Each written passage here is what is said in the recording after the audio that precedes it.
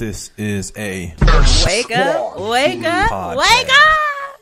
What you talking about? I'm still asleep. My alarm ain't going. Who that is on that line though? Who that is? Who you be? You can call me B. V or V. B? V, not B. Oh, my fault. Unless Queen B, but I would never. Akila B. Killer B. You remember that Beehive, movie? Beehive, Killer B. No, you remember Was it- Akila B? That's that spelling bee Oh, movie. Aquila and the Bee. Oh, it's Akila and the B. Oh, my fault. You know, I failed English. Spelling was not my forte. Oh, I was great. That was like the one thing that I could always do. Spell? Even now. Yeah. Not out loud, but on paper. Because I have to, yeah. I thought you were about to say in my mind. In my mind, I'm a beast. When it comes to paper, man, wait, it didn't come out how I was thinking. Oh man, that's funny. But who are you? Introduce yourself once again. My name is V. Okay, I am friends of Megan and Jerry. Megan is best friends with my sister Jamisha. Shout out Meg and Jimmy. And yeah, I'm the homie, and I'm here to go ahead and support my boy. And yeah. Yeah, so she won't get on the line. I'm like, I ain't even mad with it though. Let your voice be heard, girl. Shoot, because I know on a daily living out here in Washington, period, you have stories for days. Oh yes. Like one, what being black at work. Yeah, I've had quite the week of being black at work. Okay. So not to tell too much of my business, I work in Not too much. yeah, too much Spill it, to try to spill be it. as vague as I can without y'all, showing up to my place of work. I work in the legal field, and I work for the government. So I think that's enough. Illuminati. And and in general, I really do enjoy my job. I'm new there. I got a promotion within 3 months of being there. Okay, congratulations. Thank you. And but I'm the only black person within the section of my division. And for people that are there in our office, there are 3 black people on the floor.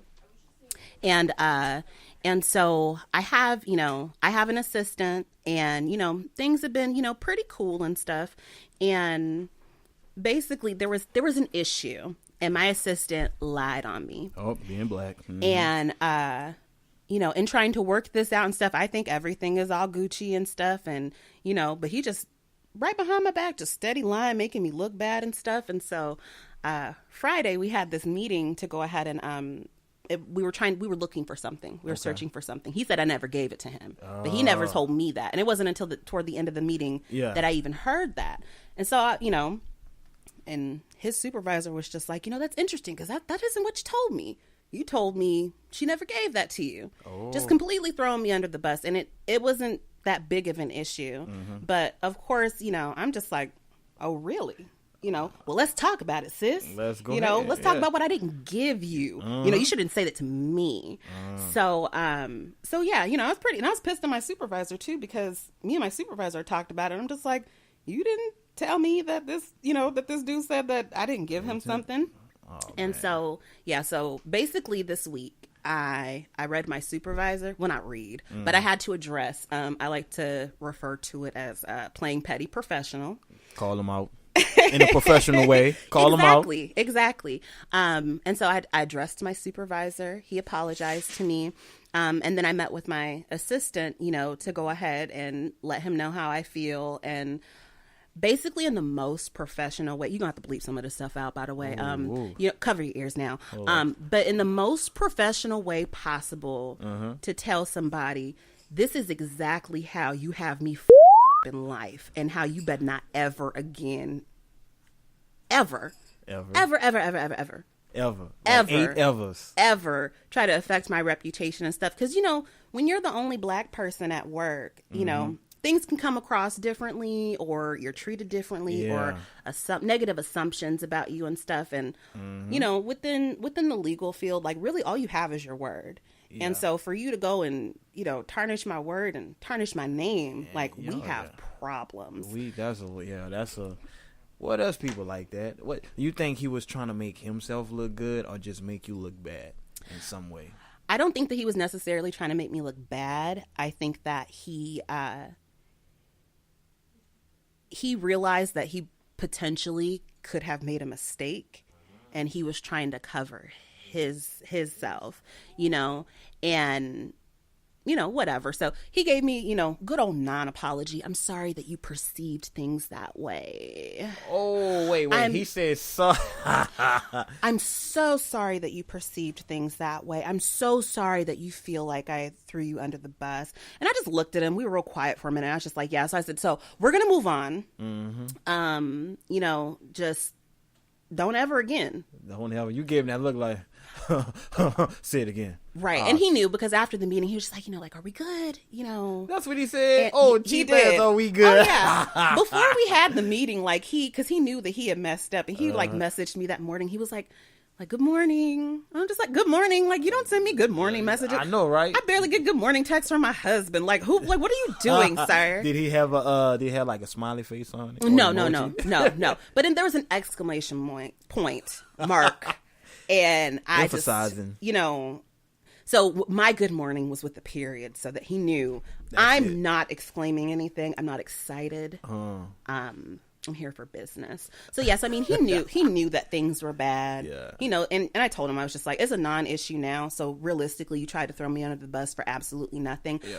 I look glowing. I've never been told so many times at work how professional I am, how professionally I can handle conflict and things like that. He looks like trash. So, I'm just going to go ahead and take that as a win. That's a win. He made you look good. Yeah. Even under all that craziness, you still kept it together. Because I know there was some, I'm saying, you kept the black in versus it coming out. Because I have an office. And, boy, I was in that office, man, when I got back from that meeting on Friday and I heard that stuff, boy. I went into my office and turned on Ring the Alarm by Beyonce and just started plotting. Yeah. And I, like, I'm going to put a thumbtack in his seat when he sit down. Because put some super glue on his mouth or something. you know. Do that. And so, yeah. And so, he showed me who he is. I will always believe him. Oh, yes. And, we'll handle myself accordingly. Oh, man. From now on. Yeah. Now be like, oh, yeah, you get those. When you think people are cool, and then all of a sudden something happens, and, such and such did this. And you're like, oh, wait, I had a guy did me that. I was at Valley Medical working over there, as a housekeeper. And there was this one guy. I won't put him on blast, but I can't remember his name. I will, for real. You're lucky. I knew his moms. His moms was a sweetheart. She got him on at the job. Now, mind you, he used to work at the job, but they got rid of him because they say he was crazy. I'm like, then why would you rehire him? Right. So they rehired him.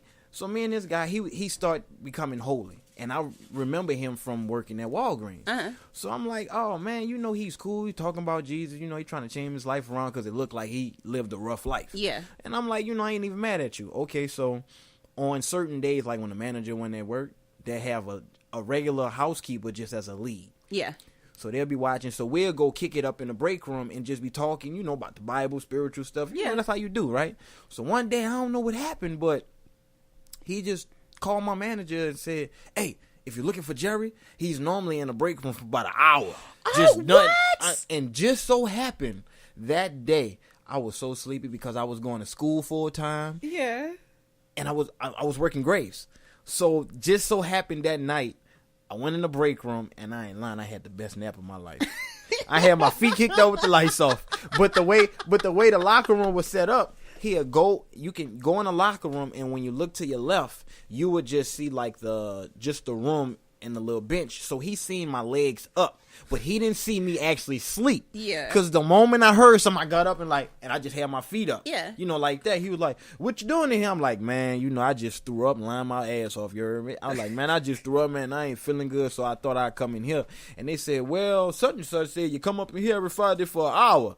So, like, punk ass people they went ahead and did some research and they looked at the tapes. I'm like, well, I'm pretty sure you seen me and him was, we both was up in there. Right. He knows I'm up here for an hour because he here with me. Man, and I went to HR. They said, well, don't come in Tuesday. Don't come in until next Tuesday. You don't leave. I'm like, for what?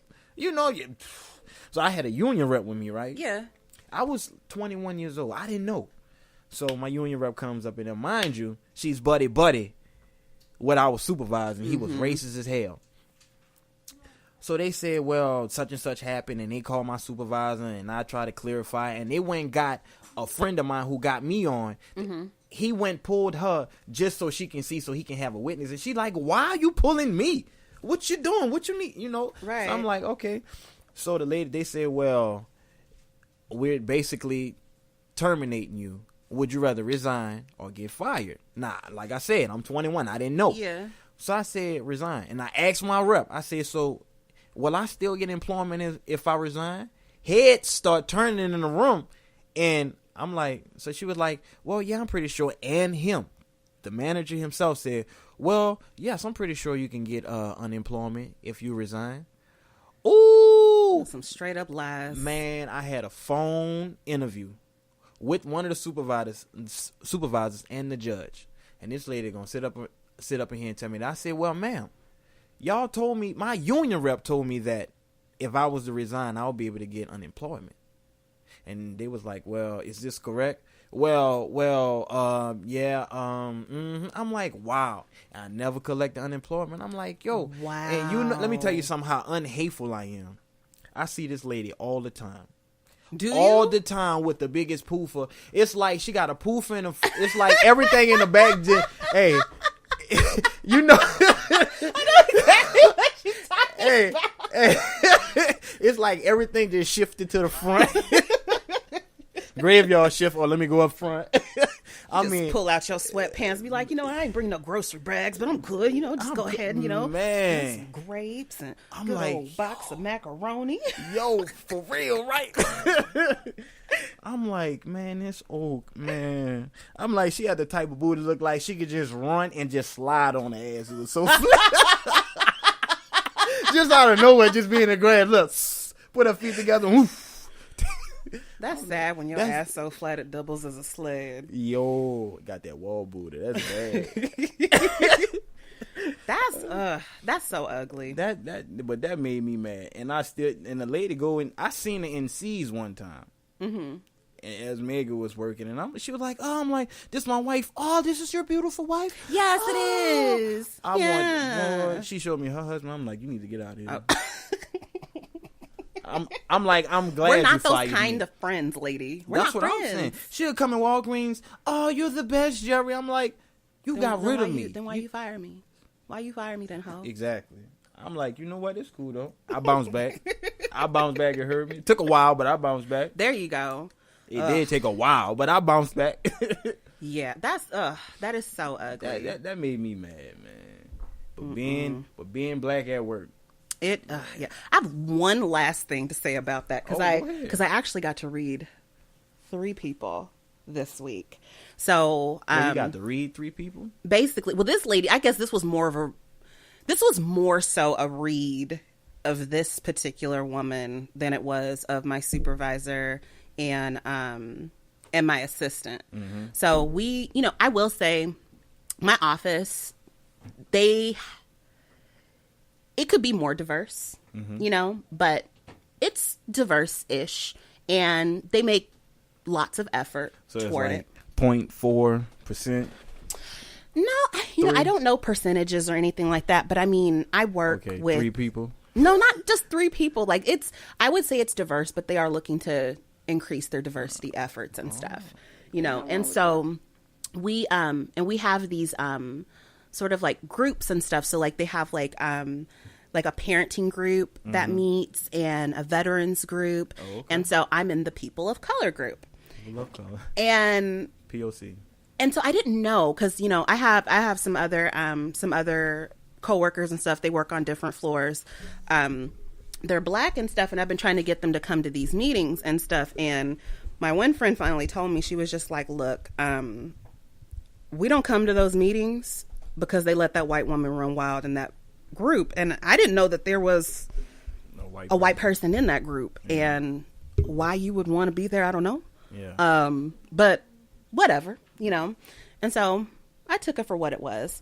So we had diversity training at work. And this diversity training was, and I'm going to cuss, Let me jot this number Yeah, just down. go ahead. Yeah, go ahead and jot Couple down the bleeps time. on You know, this one. yeah. So we had diversity training that was it was pretty horrible. It was tell her and Jimmy's sisters. it was diversity training that because of the previous I guess they had a previous diversity training that people of color thought was amazing. Yeah. White employees thought that it was aggressive, and you know, it made them hyper aware of their whiteness for probably all of 5 minutes, and they were just like, we can never do this to these white folks again. And so they made this diversity training that was catered to white people at the expense of people of color. Yeah.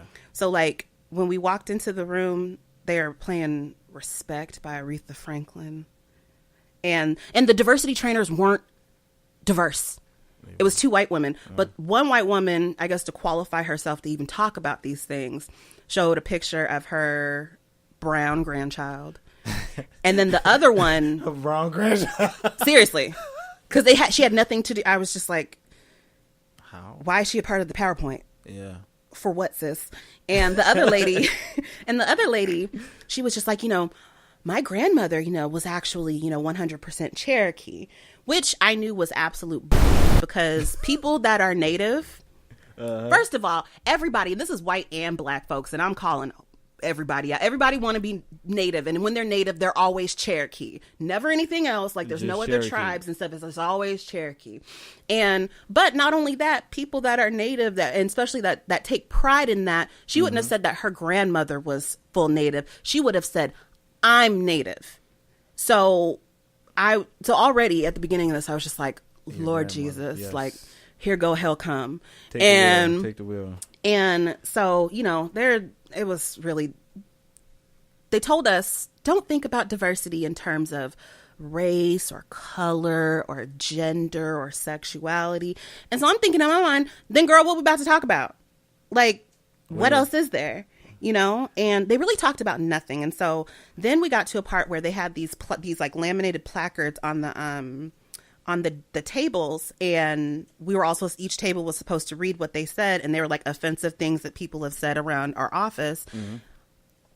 There was only 5. 4 of them were about black people. Now, thought that was odd. Yeah. No other instances of discrimination, huh? I guess they just hate here. So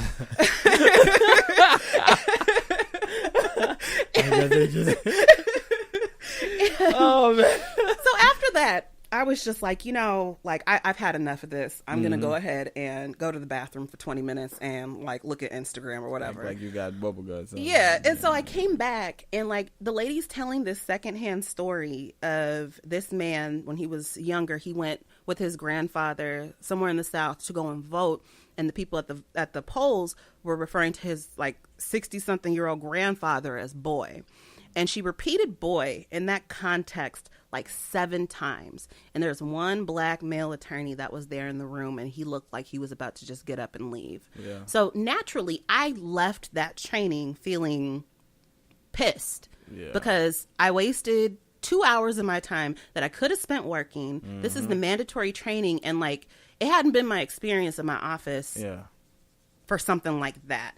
And they had just so happened to go ahead and send us out a survey about diversity and stuff. And I said, oh, this is right on time. Man, I cracked my knuckles and I got to typing fast. Yeah. That's all you heard. Got them all done. Look. You know, but I was real with them, and I was just like, yes, contact me. It's me. It's me. Like, I'm not going to be anonymous, you know, and that was a risk. New employee, only black employee in my section, still under probation. Like, I took a lot of risk with that, but I actually affected some change. Core leadership went ahead and contacted me, and we discussed it and my experience and how I felt, and I made a suggestion for possibly like a microaggressions training. Yeah. Because that's the type of racism, and I think that like that people of color and women, like really any minority, that they really face at work. That's really dealing with overt racism is really easy. Yeah. You know, if you call me a slur at work, that's handled easily. But if, you know, professional racism. If you come up behind me touching my hair and then asking me a million questions about my hair and how I got long overnight and all of this, and do you do this and do because this black person, like, that is a stereotype. That's a microaggression based on race. Is it racist within itself? Maybe not, but in having to deal with that, because when you're the person on the receiving end of that, you have two options. You internalize it and then feel fucked up and carry that with you and that hurt, or you address that person, but then they feel bad, and then you have to deal with the fact that, like, this person didn't mean any ill will, but now they feel bad because I had to address it. Yeah. And so that was my suggestion. It was my suggestion. That is important for this story. Is my suggestion. Okay. I labored over it. Okay. So, went back to my people of color meeting and stuff and shared that. It was great. And so, after the murder of Charlena Lyles, we had this meeting with our core leadership. And now, quick question: is that the young lady in Seattle? Yes, Charlena Lyles. Okay. Yeah, she was a black woman. She had some mental health issues. She was pregnant, and she had police called to her unit before. The police officers knew that she had mental health issues. The actual apartment complex that they had responded to the shooting at is housing for people with mental health issues. So they already knew this, and and she called the police because I believe that I think she reported a burglary or something like that, and the police murdered her. And what was their story? I've never, I'm not quite sure what it was that their story was, but I do know that they, I'm probably the typical, she ran at us with a knife, or, I feel threatened. Yeah, or I feel threatened, or, oh my gosh, she yelled at me. Or, I saw she was black. That's how it is. Oh, snap, she looked burnt. Yeah. Just so scary. I didn't like the way she's talking to me, or, whatever. But both of those officers had, de-escalation training, so that they, one had a week's worth of that training, and another one had 8 hours worth of training or whatever. And neither one of them were carrying any non-lethal form of weapon. So no stun gun, no pepper spray. They only had guns on them. Yeah. And so, people around the office and stuff, it's upsetting to hear about that. And this has been a Fat Moles Radio production. To hear more shows like this, go to soundcloud.com/fatmolesradio.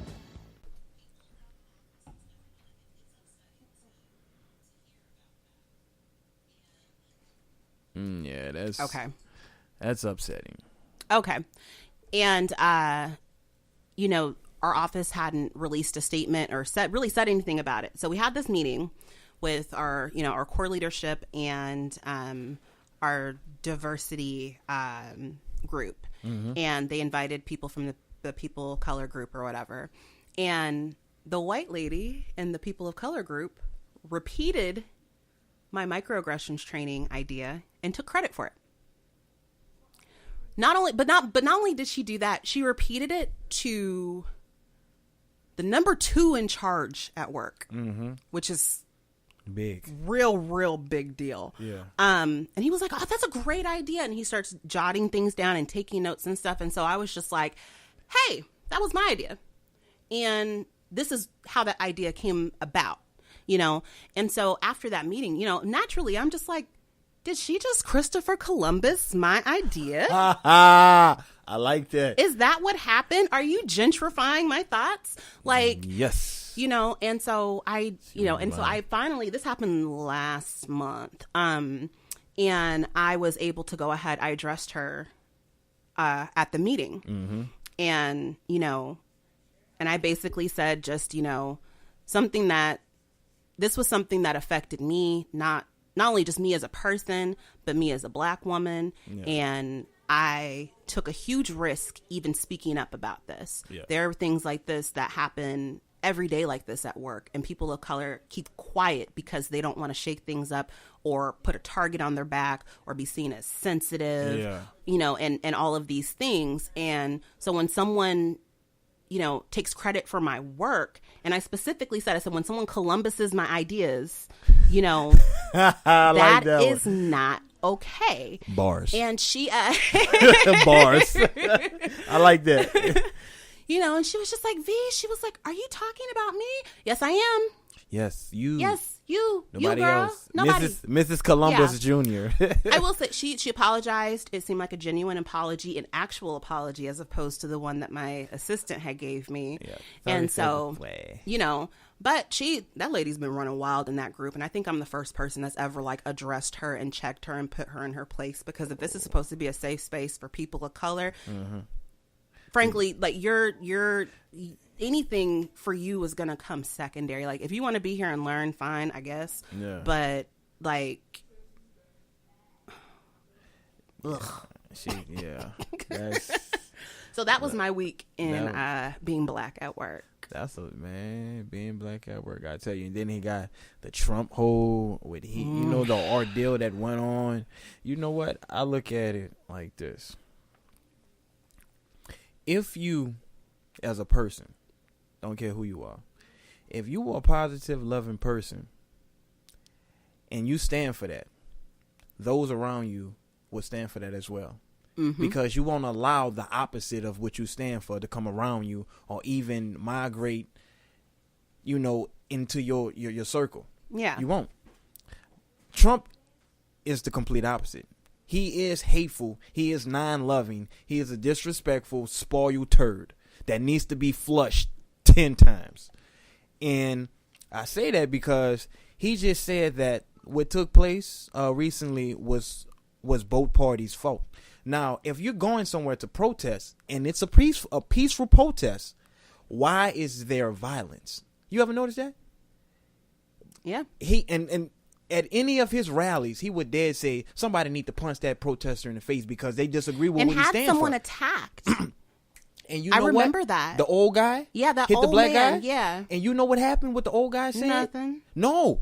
Oh, he said that he knew that Donald Trump will protect him or something. No. He apologized to the young man that he punched. He apologized to him. I think it was in court. And he even said it. He said, you know what? I was all riled up because of Trump. And I didn't realize what happened until I seen it. And now I know what he stands for. How can you not see that this man stands for I'm a cuss ignorance? Again in regards to... Hold on. Let me jot this down. We have 27 minutes. Go ahead. In regards to that man and what he said in court... always and all days, courtesy of Yo Cuzzo. I know you like that right there. Shout out Toya. And fuck his apology, because that's bullshit. You're apologizing now because you're in trouble and you're made to apologize. What was his actual punishment? Apologizing to a black man? Yep. Yeah. So that probably what it was. And yeah. But the guy was like, you know what, man, I understand. But my whole point is, and we always have to understand. And you know what? And that's what it is. But if we constantly go no, I guess we just move on from it. But that's what they want us to do. But at the same time, kind of get tired of it. Yeah, you get tired of it, and you know what happens? That's when they start to say that we're being aggressive, or we're being mean, or we're being like once again. All of these protests that are happening that are peaceful, and they have all of these SWAT teams, all of these police. Now, okay, check it out. Black Friday and around Christmas, it's crazy in stores. People fight and fight, and police are there, but people are trembling over each other. Some people are dying, because people are stampeding just to get an iPad off such and such. Now, you mean to tell me that police? There are maybe 3 police, and there's maybe 200 to 300 people, or maybe more in the store trying to shop. And the only thing they're doing is just saying, "Hey, don't do this." Breaking up fights. Yeah. Now, that's being money. Companies are making money, But you get a peaceful protest because people are boycotting these things, or they have an issue with you taking a school, burning down. I mean, not burning down a school, but tearing down a school because of such and such and such, or just because there's a lot of animosity between different races. Now, people go to speak their mind because that's what we it's an amendment, freedom of speech, right? Yeah. Okay, so we have freedom of speech, and all of a sudden, you mean to tell me we're being criminalized for freedom of speech, and we're being whooped, we're being killed, and held to a different standards where we have a voice when we're in concern. And to be honest with you, with me being a father and having black kids, what do you want me to do when I'm trying to show my kids the right way to live? Because that's what they say, that's what this country is. Yeah. Land of the free and home of the brave. I understand why Kaepernick did not stand up, because that's not what America stands for. It's the complete opposite. America was not built on freedom. It was built on stealing, greed, coming over to some other land that you don't own because you're too lazy to work. Kill off their crop and Go everything. off, Jerry. And everything. And give these people a certain land, call it a reservation. But I just found out that it was actually concentration camps. I'm like, wow. So you mean to tell me somebody comes over to your land and tell you, well, you can only have this certain amount of land? How? This is my land. I can never imagine somebody coming into my house and be like, yeah, you got to get the hell out, but you can have the garage. Hey, yeah, if you want to, you can sleep in the garage Monday through Fridays. Weekends is mine. Right. It's like, that's for like, it's crazy. I was, the stuff happening in Charlottesville, when I saw it, the fact that there were tiki torches was just kind of, I thought that was hilarious. I didn't know what it was I was looking at first. But the fact that anybody was able to defend that was just beyond me. Like, these are, you can call it alt-right or, or whatever. This is the Klan without hoods. That's all it is. And Donald Trump has made people so emboldened in their racism and their bigotry that they have no fear. Out there marching without hoods. But you want to know the good thing about that? The thing I appreciate about that is because we saw your faces and we are petty. We screenshot things. We investigate. There's but everybody wants their business all on the internet so that they can interact with their friends and stuff. Folks love creating a LinkedIn account. Put your job on your Facebook. Go ahead, create that LinkedIn and put your ugly ass face on it. Yeah, go ahead. And lots of people, there are people that were seen in those hate marches, that have been fired and terminated from their jobs. Yeah. And, and the good old racists and stuff that I guess couldn't be there, that wanted to be there in solidarity, that are talking crap on Facebook and stuff too. Oh yeah. Folks getting fired left and right. Like that is one thing. I have a love-hate relationship with Facebook, but I do that. You see people that you thought were your friends or family or associates and things like that. You see them talking racist and reckless and stuff on Facebook. Screenshot it. Go ahead, screenshot it. Also see if they have their job listed on there too. Because you can go ahead and just nicely go ahead and contact the company and say, hey, I was just wondering, are these the values that your company stands for? Your company employs racists. Your company stands for racism. Your company condones discrimination. No. And that's the type of thing that starts affecting their coins. And when it does, they say, oh no, I'm not going to go ahead and risk the association of protecting a racist and let it affect my bottom dollar when I can just get rid of him because that's likely against company policy anyway. Exactly. Oh yeah, I am petty. And you know what though? If us, I ain't gonna even break it down into race. As Americans, if we can do that when it comes to Black Friday, if we can hurt companies, the ones who have that private stock share in these prisons, if we can hit them where they hurt them, because that's where a lot of money is. These inmates are working. I mean, the clothes that we wear, it's from inmates because they're tearing down all of these factories and rebuilding them and having the inmates work in it. Yeah, like I think Amazon There were a bunch of companies. I can't remember if it was like a news organization or I don't know, but there was an article that came out and it was just like, you'd be surprised how many things that you use in your everyday life are actually made by prisoners which is slavery, because they get paid pennies a day, and these corporations and companies and even the jails and stuff are making tons of money off of their labor. And that doesn't sit right with me, and it didn't sit right with a lot of people. And people were angry, and people made their voices heard. And so companies that were sourcing prison labor and stuff said, you know what, we're not going to do that anymore. And that's why I truly believe in speaking up and speaking out. Yeah. And that is one thing that is so great about this country, is that we can do that without fear of prosecution from our government. A lot of people don't understand what freedom of speech really is. It means you can say things freely and your government can't kill you for it. They can't imprison you for it. That doesn't mean that you can get on Facebook and call Serena Williams a monkey and then think that you're going to have a job tomorrow. Yep. And that's true. Yeah. But you got to be smart about it. If you're going to play the law, know the law. And especially when it comes to these cops, because the moment they hear something, and I've seen plenty of videos where people disown these cops, and the only thing they can do was back off and look stupid. Like, two guys were looking, they actually bought a house, and it was like a $350,000 house, and they were black.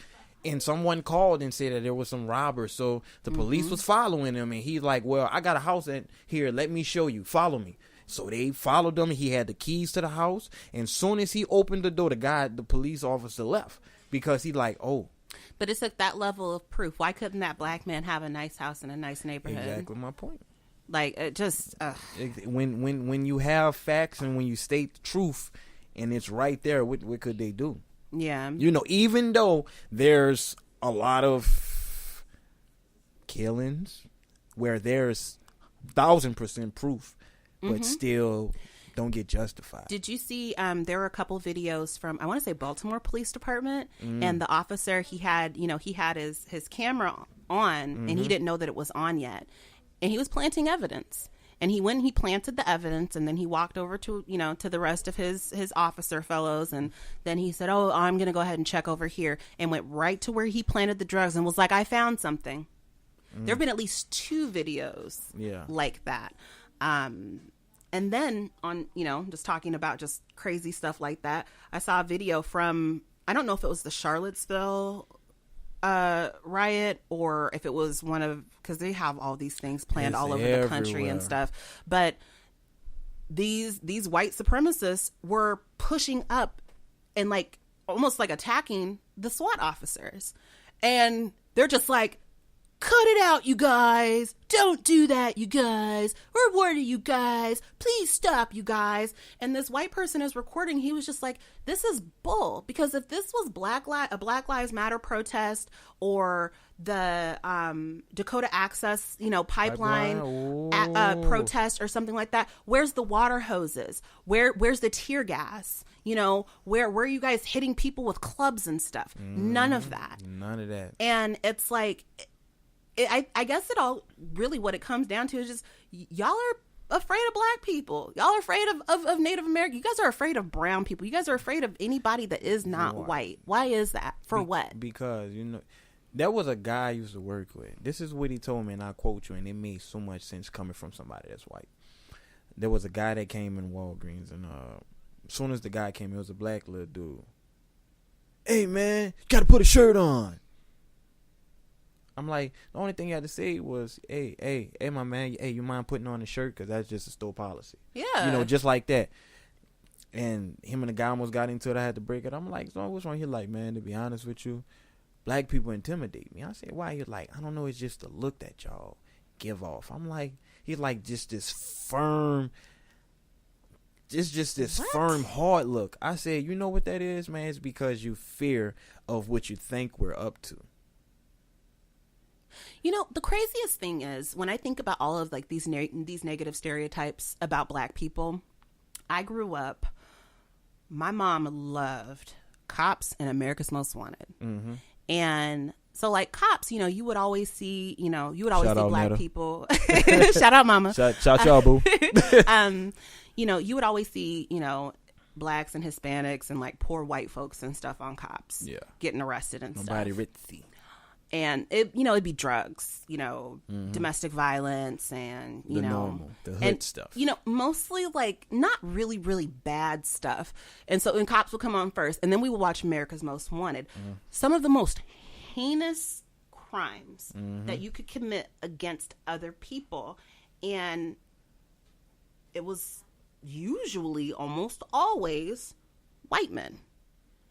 And so, and I wonder, and when you think about, if you want to just go like really, really bad things that you should be afraid of and stuff, and when they talk about fearing us, then everybody should be afraid of white people. Hey, I'm going to tell you, you know what? Okay, tell me if I'm lying.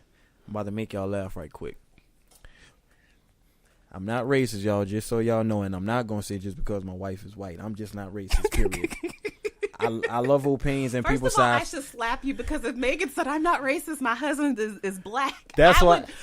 Oh my god! See that? I bet Megan's upstairs. She's like, I got a tingle in my brain. I don't know why Jerry's saying something stupid. He said something crazy. But no, I'm not racist. I love diversity. But what's one thing a white person is scared to do? Oh, where is one place a white person is scared to go, and where is one place a black person is scared to go? In the middle of nowhere.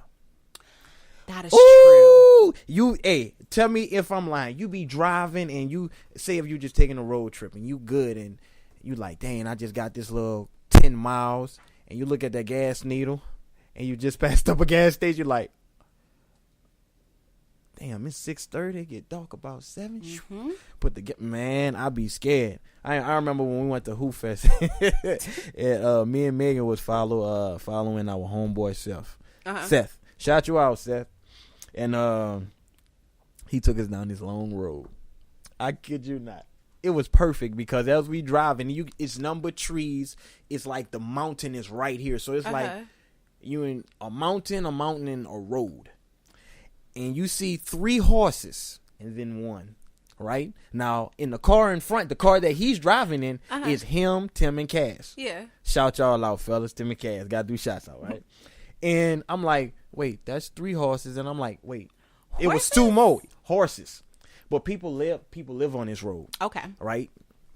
Wait, the horses, they was just walking? No. Horses was like... they're like on out. somebody's property. Yeah, on somebody's You got property. me thinking it's just like, just a horse, No, just like, no. like, what's up? I lived in Oklahoma.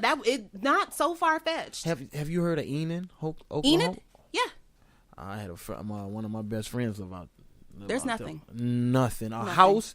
You gotta scream, hey, y'all got some sugar? That's how far. ain't walk outside, make a little U-turn. Do. No, it's, hey. Yeah. But nah, the horses, it was 3 and then 2 more. Yeah. And I looked at Meg and she said, wait, what's going on? Because they got 5 horses all together and it's 5 of us. Yeah. I said, well... them 3 get on a horse and they just put the bodies on the other horses. I said, I don't know. As soon as we all pull up, they was like, you probably thought we was trying to kill y'all. I'm like, what y'all plotting over there, bro? Yeah, I was just like, Funny. No, that's why when we moved to South Carolina, I told Jason, I said, don't you take me out into like the country. South Carolina is the country.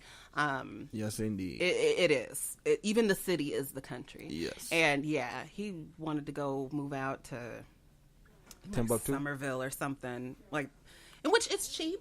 Dirt cheap, but no, I'm not living out there with all the trees and the bugs and I can't do the trees, man. I get tired of mosquitoes. I remember how it was in New Orleans when I was young. Mosquitoes would tan you up. 4:30, they out. You trying to play football? You trying to play basketball? You go for the ball. You slap somebody in the face because you try.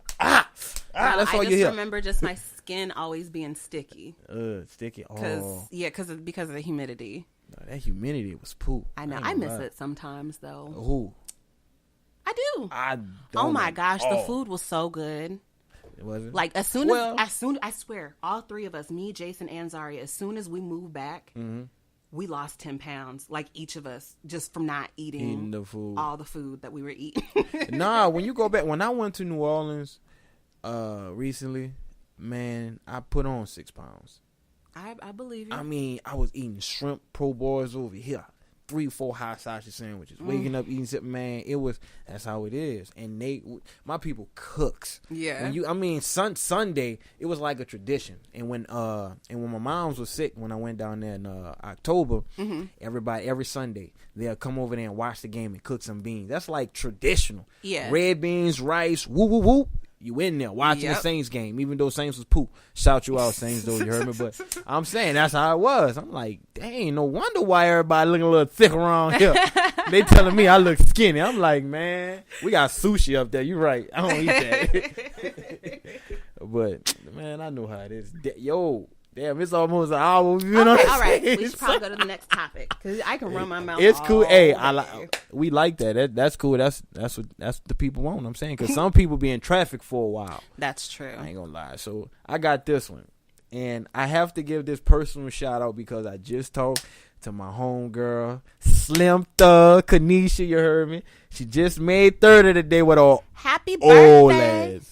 Happy birthday to you. Happy birthday to you. Happy birthday. I want some chicken. I can't sing, girl, but happy birthday. Check it out. Happy birthday, Slim, yo. But which is better, Chick-fil-A or Popeyes? Now, I think it would depend on where you are, because Southern Popeyes or Northern Popeyes. I would say Southern Popeyes. I've heard that the New Orleans Popeyes is the best Popeyes. Megan had it when we were leaving one year. We was coming back up here, and she said, I want some Popeyes before I leave. Man, she bit that chicken. Ooh. I'm like, you sweating over there, turning you on, huh? I'm like, yes. Yeah, I'd say Southern for me, Chick-fil-A. And what? even I know, and I usually prefer my chicken on the bone. Okay. But Chick-fil-A and they bigoted ass chicken sandwiches, they're so damn good. I ain't gonna lie, them things. Man, when Chick-fil-A moved up here, I never knew that it was so happy. Were you? Yeah, because that was one of the things that I knew I was gonna miss when we were leaving South Carolina. I was gonna miss Chick-fil-A. I was gonna miss Zaxby's. I was gonna miss Publix. And of course, like all like the little like local places. But Publix, what's that? Oh my God. Shout out to Publix. Now, I know you wouldn't think that I would need to shout out a grocery store. That's hood. But let me go ahead and tell you, Publix is like, to me, it is like the Disneyland of grocery stores. She said the Disneyland. It is. It's the best grocery store. Their bakery is good. I used to buy their cakes, and they make the best coconut cake. Their deli was bomb. They had good chicken. Act quiet as it's kept.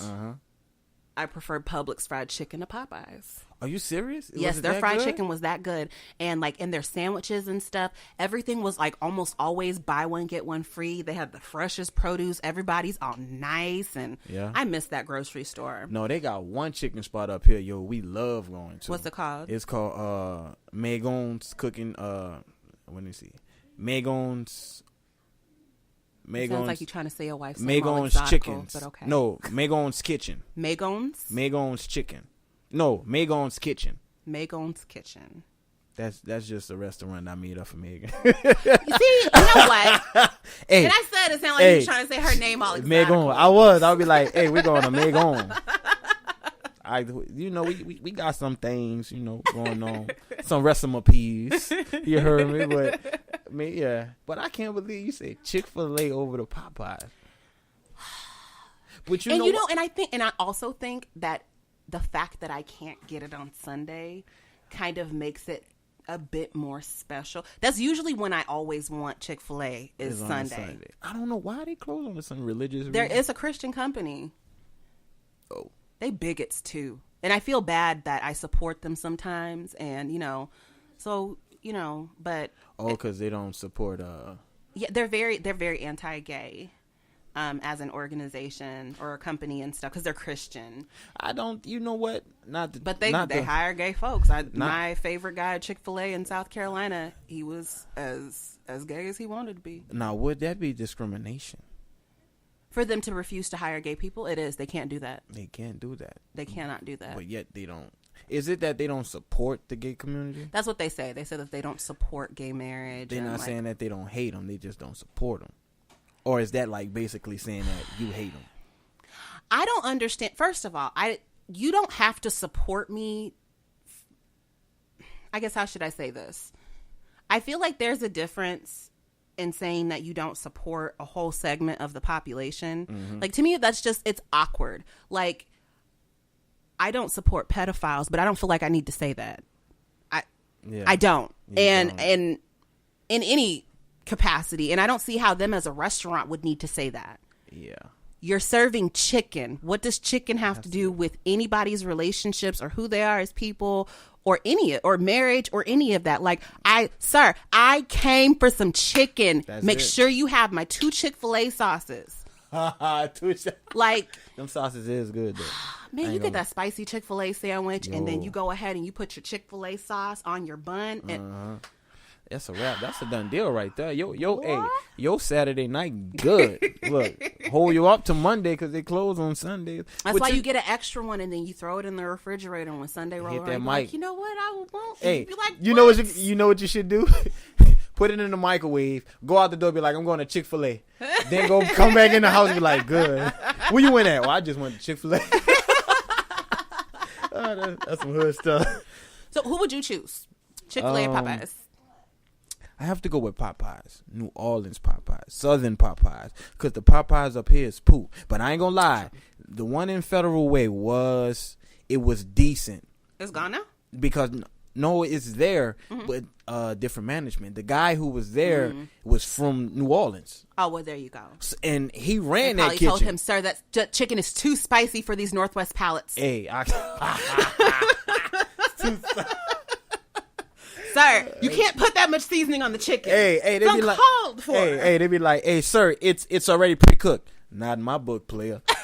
hey, hand me that Tony Satch, you heard me?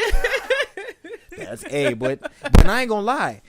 I felt by him being from New Orleans and by him being just one of those people would say is wouldn't happen like that management wise, like race wise, since this is kind of like being black at work type ordeal. This kind of has something to do with it. But for me to see how he was able to turn that restaurant around and kind of manage it, and that just brought me to like, dang, the stereotype is not stereotypical because he changed that. He made it like, nah, I ain't even like that, because that's, some people look at it like that. Like, well, they got a black man running, well, this ain't gonna get done, that ain't gonna get done. And I be damn show you, everybody was in there showing respect, because everybody who walked in there, the employees spoke to him and say, how you doing, sir? You need anything? I mean, that is something that is so uniquely Southern. Like, and that's true. That is one thing. Like, even my daughter had made a comment once, and she noticed, she was just like, men don't hold open doors for women here, and like, and people here are just rude altogether. But like, I miss like being. It did take me a while to get used to when we were in South Carolina and walking to a store and they're just hi, and I'm just like, hi, damn, what do you want? Yeah, that's hey, when I first came up here, I said that to these 2 young ladies, and I kid you not, the face that they gave me. This is what happened. I was walking, and I'm from New Orleans. If you like 2 feet away from somebody, or even if you like 30 feet away and you come in contact with a dude or somebody, you always give them that head nod like, what's up? Even if it's not saying anything, you get a head nod like, I mean, what's up? Yeah. But I walk past and say, hey, how y'all ladies doing? And I just kept, I say, hey, how y'all ladies doing? And they looked at me like, they start whispering, who are he talking to? He trying to get in our number. I'm like, look, I'm thinking like, I was just saying how y'all doing, because we made eye contact. Hey, how you doing? Like, girl, I'm still walking, so I don't know who you think wants you. And check this out. So I was on a bus. I was in the back with my headphones on. They had this dude. He was yada I mean type, right? I hated that. I hated that little era. I can't say that I hate it, because I'm from California. I couldn't. So I can't say that I hated it. I couldn't. I was not in California for that. So I don't feel like the cultural significance of that. It was quite irritating with these Seattle folks. It was, because they exaggerated. Remember when they all used to say filthy? That's filthy. Ooh, them shoes are filthy. Ooh, that suit is filthy. Ooh, that car's filthy. Dude told me that. I almost punched him in the face because I spray painted a shirt, right? And it was fresh. And I was at the park, and he was like, "Ugh, that shirt is hella filthy." I'm like, "Say what you mean? Something's dirty? What you mean?" He was like, Nah, bro, that's clean. I'm like, say that then. Dang, like, we about to fight. That. What you mean? It's filthy. It's making me feel like I'm musty. I never hear anybody say that anymore. Yeah, when I was like, "What is filthy?" I was like, "Stop trying to make filthy happen. Filthy's never gonna happen." So, well, that's a good segue. What? To public transportation horror stories. Oh, and you know what? While we on it, hold on, let me finish. While we on it, so I got my headphones on, and I always have my headphones on. But when somebody that looks like they're crazy come to the back of the bus, I just pause it or turn it down low. And this one dude was on the bus. "What's good with it, fam?" I'm like, "What's up with you, son?" You know, he's like, "Oh man, chilling, man. Looking for the bitches, bro.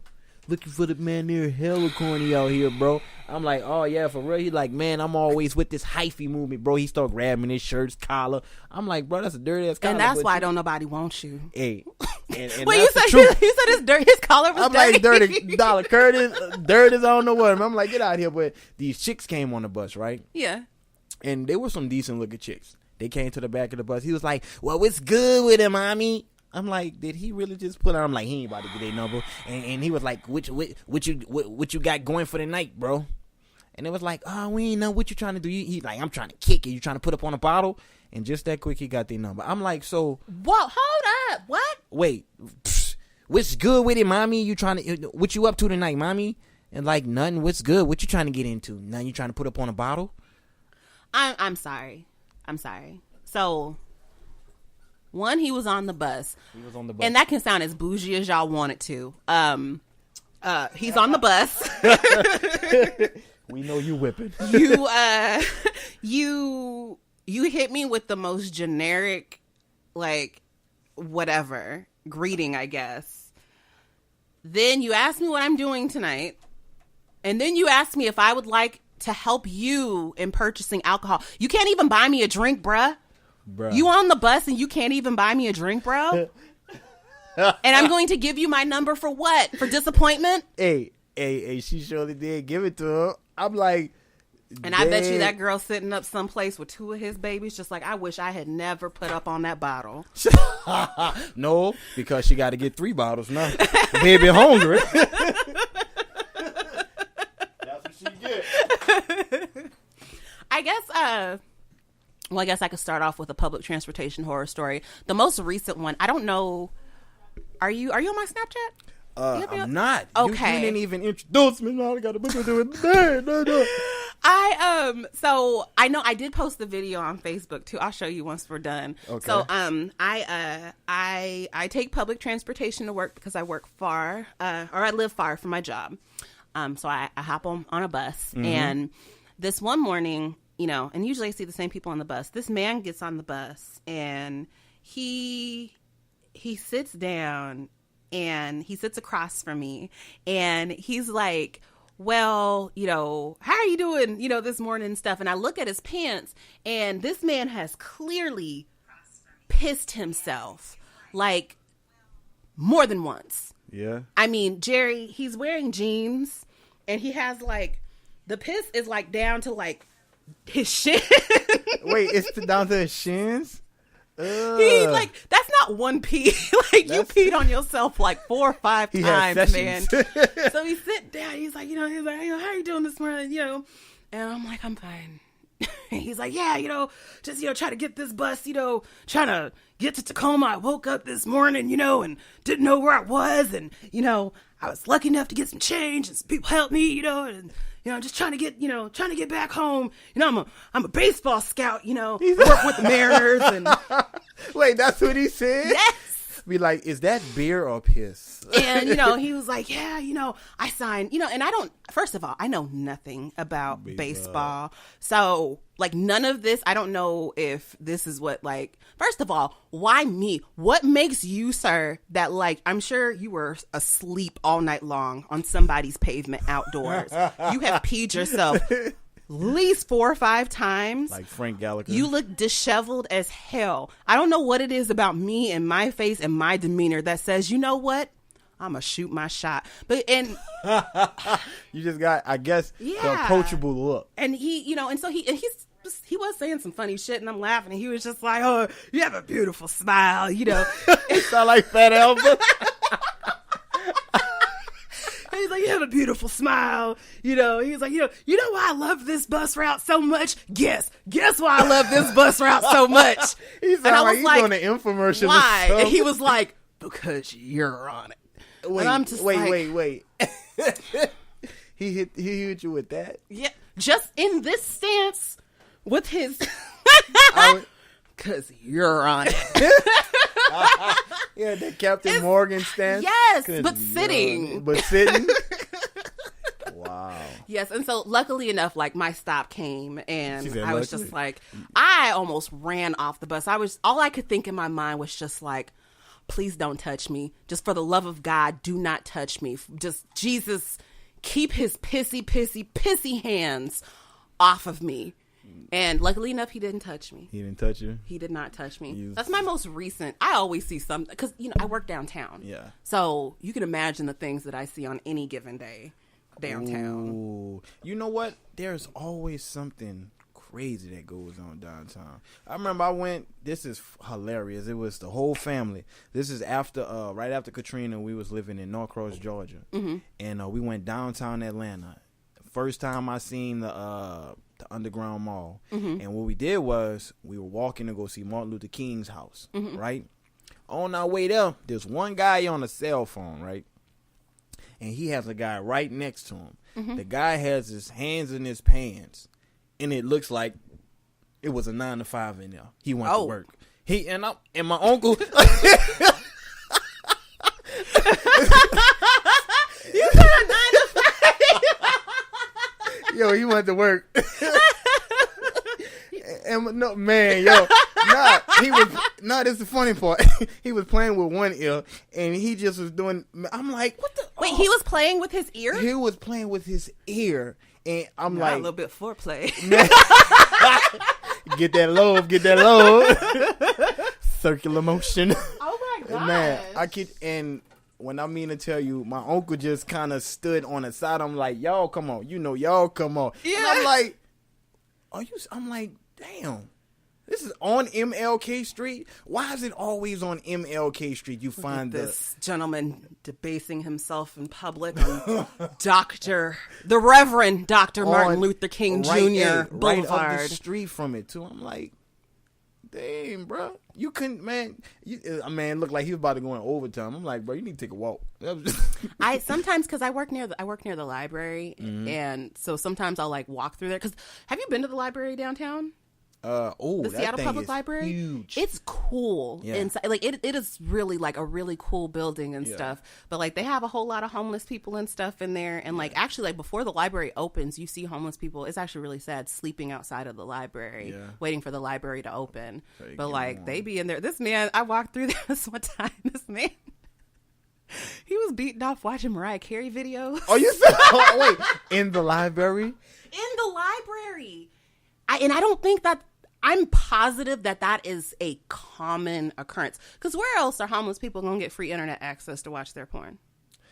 No, let me try. I mean, or Mariah Carey videos. Mariah Carey music videos, yeah. Man. Well, now, music videos now, they rated R, S, TUV. Man, it's rated everything. It's weird, but like, it's because one of my sisters, I don't know, either one of y'all two, either Lanisha. Those are their names. Yes.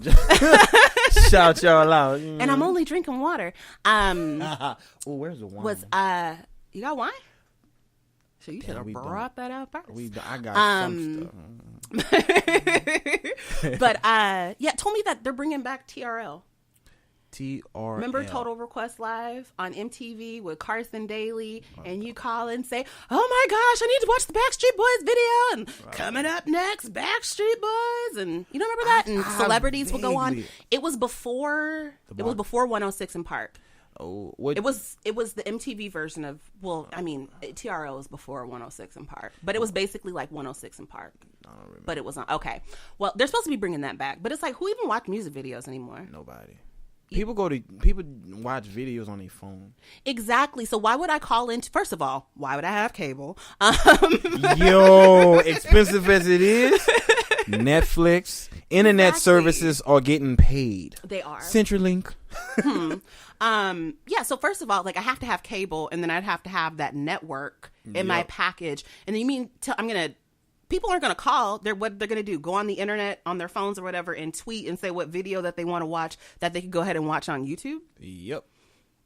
I was like, whoever's ideas. We were limited to, we were so limited when we were young. I mean, you remember the box? When you had to remember the box. Punch in the numbers, that code.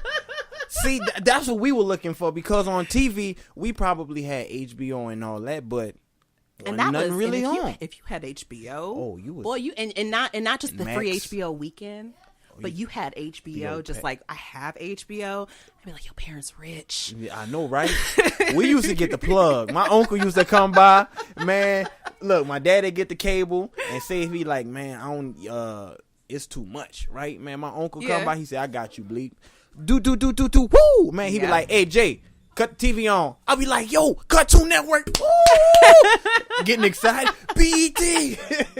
Man, I swear. So where I'm from in Northern California, it was so white that I didn't know that BET even existed until I had moved to Oklahoma. Like I was just flipping through channels and stuff, and I was just like, what is this show with all these black folks? What? Black music and black music videos, like songs and stuff like that, music videos that I had never, ever, ever heard of. Like, and that is one thing that I really miss about the South, is that radio's even better there. I'm really disappointed with Seattle radio. It is so horrible. It is. They play the same record over and over, and a lot of good musicians don't get recognition for it. Because there's some, what's this guy named? He sings Frustrated. R. Lamar. I'm frustrated over you. But we got another one. I'm constipated. Oh, God. From this food. Constipated. I like him. Yo. Yeah, and I would never hear him on the radio. You won't ever hear it. I ain't gonna lie. There's this new chick that's about to hit the scene called Drianna. Yo. Drianna. That sounds sexy. I like that one, Drianna. Yeah. Shout out to Adriana. But that's they need good local artists. Like there's one guy, Huey P. Shout you out, son. He's been doing this thing for years, man. Going over to Eastern Washington. Even has a mixtape with Cassidy. Really? I mean, Cassidy, like bars Cassidy, and this dude, I knew him in Kent, and from going to KPA, him and his partner Michael Mack, and shout out to Michael Mack and Nelly show. Y'all gotta go listen to their podcast. But they used to come through, man, and they've been with the music. I'm like, yo. Yeah, but I'm trying to be on that scene, though. You heard me? Start making some connects over here. But we need artists just like that. Yeah. And another young lady, Holly Michelle, if I'm correct. Yes. Y'all got to go tune into her. My homegirl, Keisha Thomas, she have some records. When I get a chance, I'm going to see if we can get just like a snippet of her music and, let y'all know where to go shout out. But homegirl can sing. I mean, she got a song called Be a Man, and I kid you not. I be in my car like, woo! On my way to work, for real. Be like, wait a minute. This is 6:30 in the morning. Be a man. And, man, that song is cool. But I'll have to check her out. You're going to have to check her out. I actually wanted to download her CD, and it's only $10, so I won't go do that and support her because she's doing her thing. Yes, support your local artists. Yes. And your boy as well. Yes. Has a show on the 17th with 2 special guests. What? September 17th, right at Studio 7. Doors open at 7 o'clock. So, come in, enjoy yourselves. So, come in and see what your boy got. If it's poo, leave a comment. If you like it, leave a comment. If you don't come, leave a comment. Whatever, just leave a comment. I think the main takeaway from that is please leave a comment. Just please leave a comment. Look at you. Just a rule. Come on, just a rule. I don't know if we accepting this. Cal, what you think, bro?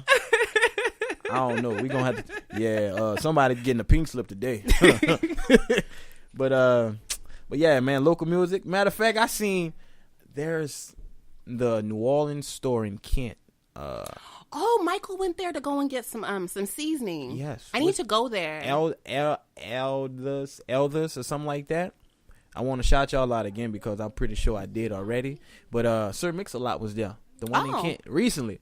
I'm like, man, I wish I'd have ran into him. I'd have slid him a mixtape. USB drive. Whoop. I hear about people running into him often. Yeah. So I think you'll end up running into him. I probably have ran into him, but I really don't know until I seen that picture. Mm-hmm. I knew what he looked like, but older-wise, not really. The only celebrities that I've ever run into in Seattle, my first one was Mystical. And I don't care what anybody has to say. My best friend Matthew was there with me. I cried. I loved Mystical. Man, Mystical was the shit. He was everything. His old yelling. He was. He needed a haul after every verse. Whatever. Meek Mill be out here screaming out. Y'all just be like, oh, yeah. I really don't like. Meek Mill raps like the microphone is next door. He is so loud. She's in the microphone. He's the rap version of Jennifer Hudson. You think so? Could she scream too? Can Jennifer Hudson scream? I know she could sing. All she does is holler. She just be hollering. Well, some singers. Like, I don't think she knows how to whisper. Is that like Keith Sweat? She said she don't know she know how to whisper. He cry a lot. He sound like emotional. I do a good bad Keith Sweat impression. I'm doing a good bad one. Go ahead. I want to hear you. I want to hear you. Hey, don't it sound like he wanted to his mama? I need you. No, that's perfect. Sound like he asking this old lady, can I go play ball? Like him? Can I go play ball? Him and Toni Braxton have like the most annoying voices to me. I do not like Toni Braxton. She's beautiful. Like, I like her as a person. I like 2 Toni Braxton songs, and those were like in the early 2000s when she was just like, yes, bitch, I'm back. Don't forget about it. And then she was gone. So do you not like how deep her voice is? No, it's not even about her voice being deep, because I actually like a lot of like deep voice, like raspy voice female singers. I just don't. It's just something about it. And it's weird because she's very similar to like Anita Baker, but I can't stand Toni Braxton. I can't. There's one. Let me see. I'm about to look her name. Like, what is that? Alesia. Here. What's the name? Alicia Cara. Alicia Cara. I like that song. I'm sorry if I seem uninterested. I like her voice. She has a good, unique voice. And that's what I love about music. Because you know what? I got my homegirl from high school, Diane Cho. She's married. I'm sorry I forgot your last name. Sorry. But that girl knew how to sing. She used to be in class. Mm-hmm. There was this one song that was so tight. She used to beat on her chest, be like, I really like you. And man, she was tight. I'll just say that. That Tamia song? No, it was her song that she made up. She was bebopping with her chest and her snapping her fingers, and it was all things that she wrote. Wow. And this was 10th, 11th grade. Now I'm like, I got a lot of stuff, but compared to what she was talking about, I'm like, and then she started, she actually has a song called Music. Oh, boy. Something about, wait.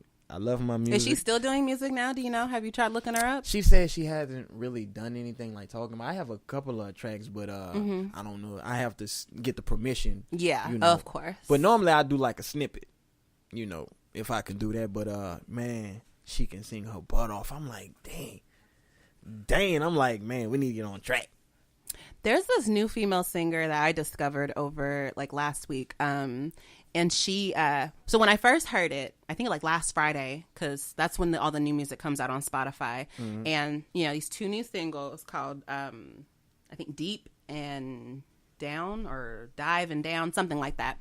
Her name is Tiffany Goucher, if I'm remembering it correctly. But when I first heard her singing, because, you know, said the name is Tiffany and stuff, sound like a dude. Mm-hmm.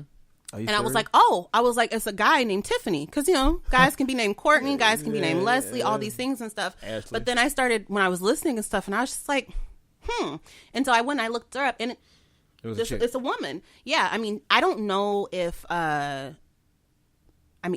shouldn't judge people by their outer appearance and stuff, but she's very masculine presenting.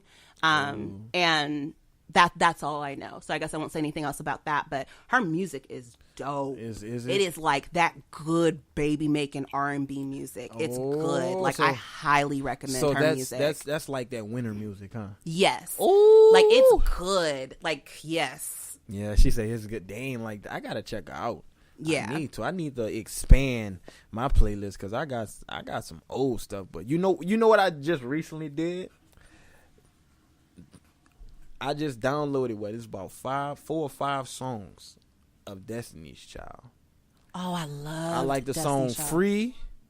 Free when your mind's made up and then your heart is in the right place. There ain't no feeling like me. Say, when I ain't lying, when I listen to that song, it takes me back to when I was in high school, where I used to carry my CD player with me everywhere. Yep. And I got tired of listening to certain songs. So I said, man, let me pop this Destiny's Child CD in, man. And I'm listening to it. It was just a vibe. Yeah. And it was just a message. And right then and there, I always knew that I wanted to do something with music, but I didn't know what.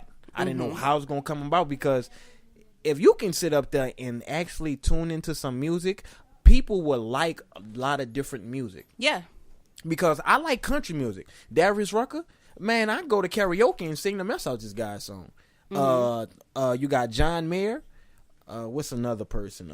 I like Luke Bryan, but certain songs, not too many. Rascal Flat, just one song. One guy named Alan Stone. See, now that one I never. Oh, he from Seattle. Is he? He has a voice like he's a black dude. Really? He has blind little curls, and he has like an old soul. Yeah, you can tell he been here before. I'll have to check him out. Alan Stone. I heard this when I was at Green River. They was like, you know, the weird thing is, like, I don't really, like, I've never really been a fan of country music, but I watched this show called Nashville, which is about country music, and I love all the music on that show. But it's like, it's not like typical, like, if I'm like going through music stations and stuff, it's not like that, like, old twangy, I guess what would be like classical country music. I guess more like country pop, I guess. I don't know. That country I can get into. You know, but I listen to a lot of different kinds of music and stuff. I used to be really like a snob, especially with my hip hop and my rap, and you know, it had to be, you know, deep or meaningful or just really, really good and skillful and all of that. And like these days, and maybe just the older that I get, I like a lot of trash. Like just pure, like, because half of these new artists, like, first of all, like, anybody can be a musician now, it seems like. Like, whereas, like, that before, makes me feel comfortable. Right. Well, no, you have talent. You're a very talented artist, but like, there are people that really aren't talented but they have, there you go, and that have, you know, the backing and stuff like that, and really just the support from their friends is how they got there, I guess, is what it is. And you know, which is great that you're doing something that you like, but you know, it's not. There's those.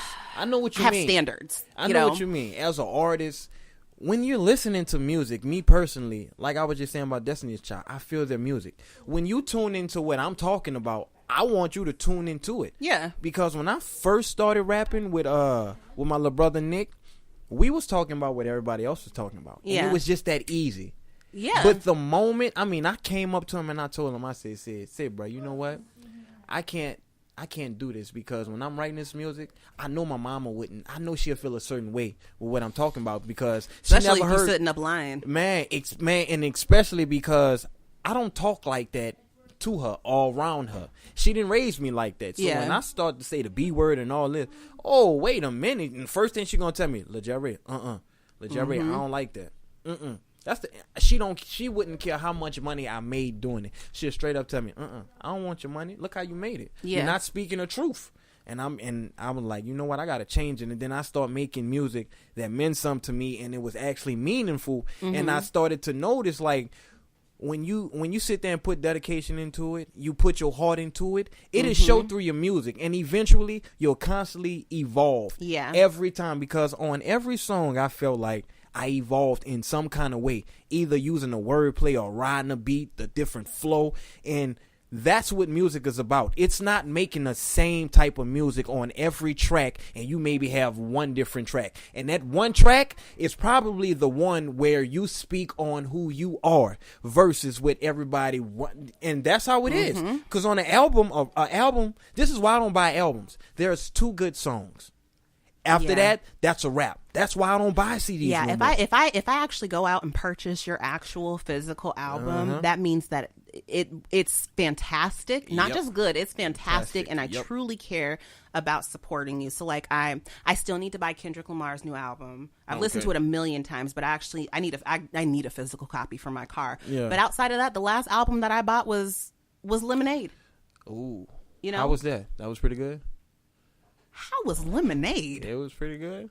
It was pretty good. I don't follow Beyonce. That was like a damn masterpiece. I don't follow Beyonce. Okay, have you heard 444? Yes, of course I have. It's on point, huh?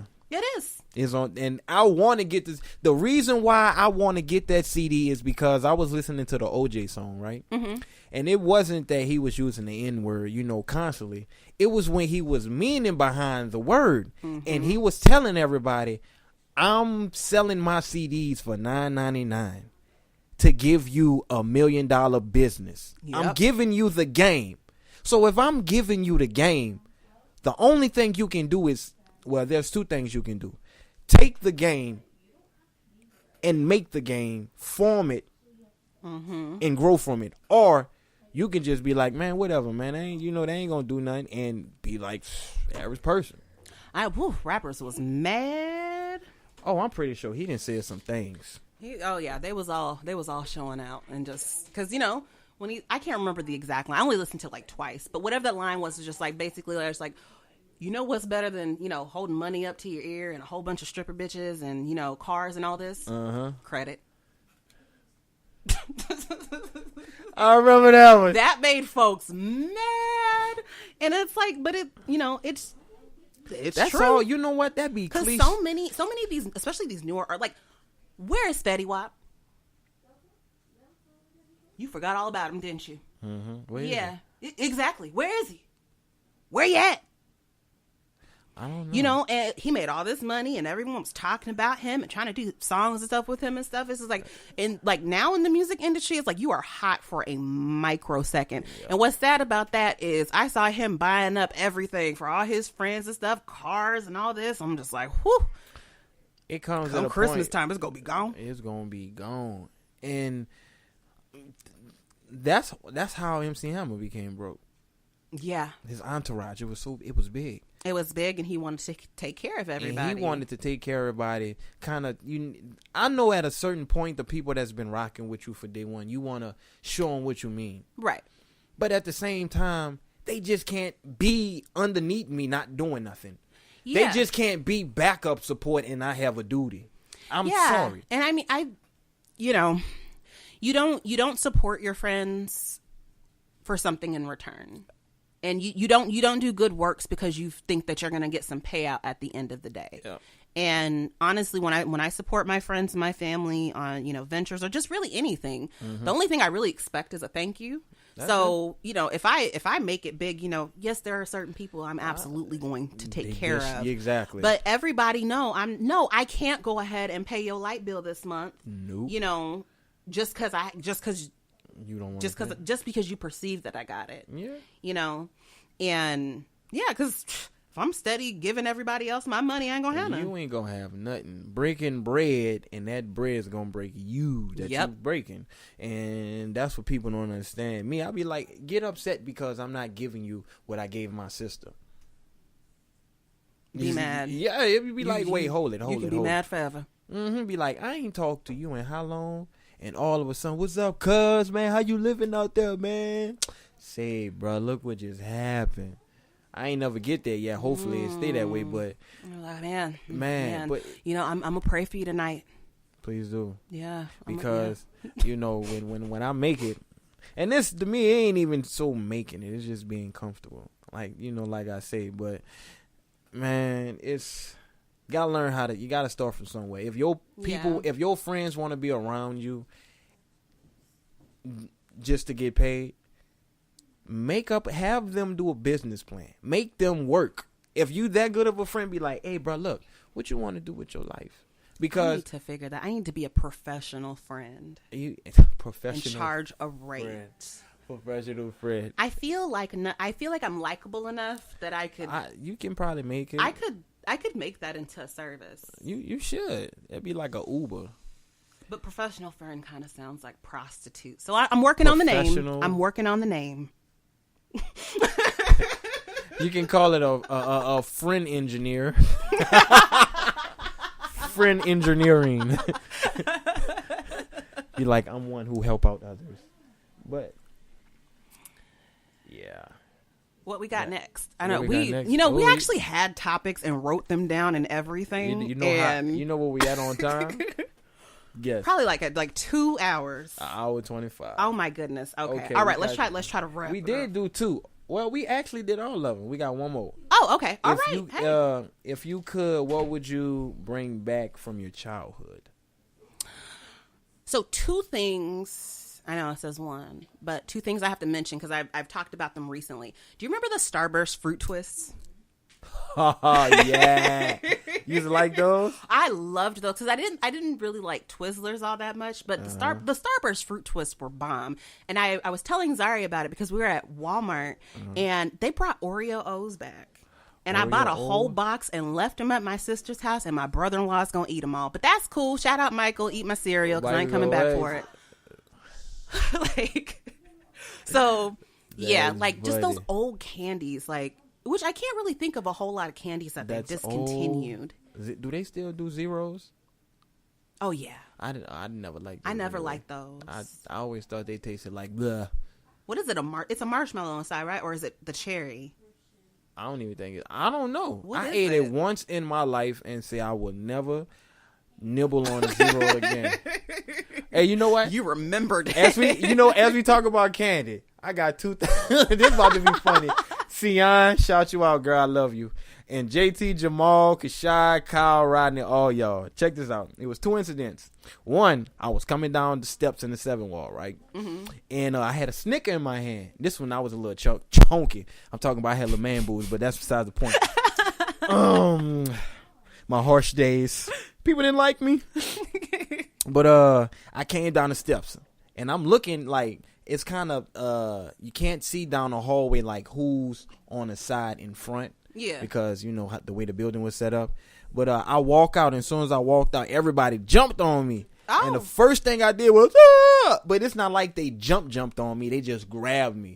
And I wasn't expecting it. Scared the shit out of me. I ain't gonna lie. I'm gonna keep that to myself. But yeah, it scared the mess out of me though. But remember, I had my Snicker in my hand. I was a chunky kid, so I was like, man.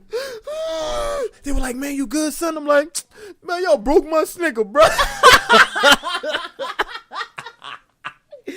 I'm like, yo. Funniest thing in life. Well, I can relate to that as somebody that is very greedy and loves food. Food is a wonderful thing. I love food. And even though I've been eating better, and things in moderation and stuff, my favorite candy right now. So you remember the Sour Punch straws? Mm-hmm. Wait, Sour punch straws. They have like the little faces on them and stuff, and they made like the long ones. Yes, they're long, and it comes in like a long package. They have like red and green and blue. Yeah. So they make those.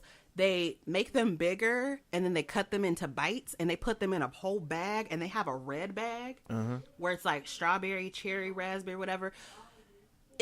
I feel like the sour dusting stuff or whatever, the seasoning, the candy seasoning, whatever, it has crack or meth or something in it. Because when I tell you, at least once a week at work, I leave and go and get these. I go get some Takis. And I go get some and I go get these dang things. And which ever since, whose party was it? I can't remember. It was something at Megan's mom's house. Was it TT's party? It was TT's birthday party. Oh. And there was like cupcakes? No, not the cupcakes. He had a big ass bowl of Takis. Oh yeah. And me and him, we was killing him, and then he like was trying to like walk off with the bowl, and I was like, "Boy, come here, come here." You know you my favorite nephew. Right, come here, nephew. Yeah, like, come here. Like, let me talk to you for a second. You got something that I want. I mean, I need just come here. Come here. Yeah. So yeah. That's like, you know what? That's like breast milk. I ain't gonna lie, man. Because my son, I'm trying to figure out how Takis is like breast milk. So please continue. Let me inform you. He be like, He get like, matter of fact, he don't even do that. Well, he do that. Soon as she step into the room, you start hearing that. And soon as she get like 3/4 of a centimeter close to his lips, he knows. Soon as he get on, and then he pass out. And when he pass out, it be like a person get that one shot. You know, they shooting up. He just laying there, mouth all open, body lemons, cheese, milk drunk. Man, be like he booby ways. He took a shot of 3. He be like, then he talk. He's so cute. When I went up there, Macon was nursing, and he was grabbing it, he kicking his feet, and that's I was what just like, do. Dang! I was like, he ain't playing no games. I get close to him, and he'd like damn near just slap me, give me the open. I'll be like, my fault, bro. Stay away, shoot. Back up. That's what he be like. Yeah, it's mine. Be like, it ain't yours no more. I'll be like, man, you so right, but I'm mad. Dang. Let's see so there was that candy I would bring back. The other thing, and me and Nisha were talking about it. Skip It. Skip It. Do you remember that? So it was this toy. And it was like, it had a circle on one end that went around your ankle. Oh, and you be jumping. It had a little counter. Yeah, and you. I wish y'all could see me right now. I remember trying to scare about to break our ankles. Look. Yo, I remember that. I remember that. You know what? There was a lot of games that was diverse to whereas the guys and the girls can play. And you'd be like, because I ain't gonna lie, back in the day, man, we used to jump double dutch with because we didn't really have nothing to do, and be like, hey, come on, let's have a challenge. Which is hard. What? I used to be able to double dutch. I can't do it anymore. Double dutch is so. I can't do it no more. I used to be able to do it. I can't do it. Someone told me at one point, I can't hula hoop now. I feel like I've never been able to hula hoop, but someone said at some point, like, I had a hula hoop. Maybe I just had it. You probably just had it. I probably just had it because I've never been able to hula hoop. Did you use a throw the hula hoop to make it come back? I can't. No, don't put it on your body. You just take it, and it's like you throw it, but put a spin on it. Oh, that man. Hula hoop. And it's not like I don't have, like, well, I can't even hula hoop. I have hips now. I still can't hula hoop. Like, I can't do it. You just can't do it? You know what I'm saying? Some things. Or what about hopscotch? Oh, yeah. Oh, I'd tear some hopscotch up. Some wall ball. What's that? You don't remember? Oh, when you throw the ball off the wall? Yeah. And what you do? I can't remember how the points would work, but it'd be like 2 of you, like one person would be here and one there, and you guys take turn hitting the balls, and you'd have to because it'd be like 3 walls. Yeah. Y'all didn't have that? We probably did, but since schools don't have them set up like that. No, anymore. We didn't. We threw the ball against the wall, but it was different. It was a group of dudes. I mean, it used to be like from 20 to 50 dudes, and you'll throw the ball against the wall. It's like a tennis ball, and if you go for it, you have to catch it because if you missed it, everybody get to punch you until you touch the wall. I'm sorry, punch. Y'all played some real serious games. The hood is rough. Hey, let me tell you something. If you was to go to the hood, I'm gonna tell you like this, y'all. go to the hood and knock on Lil Ray Ray's door. Or Not go, Lil Ray or Ray. just, I'm saying, or just go to a neighborhood where just look upkept and knock on somebody's door and see the difference. Lil Ray Ray gonna answer the door. Who you is, man? Who you looking for? That's if he answered the door. If he answer the door, matter of fact, you're right.